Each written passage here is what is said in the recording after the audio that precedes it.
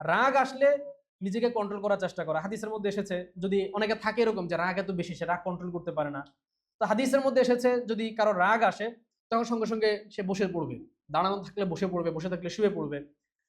তাহলে দেখা যাবে যে আস্তে আস্তে তার রাগটা কমে যাবে। সেটাও যদি করতে না পারে, অজু করে আসবে।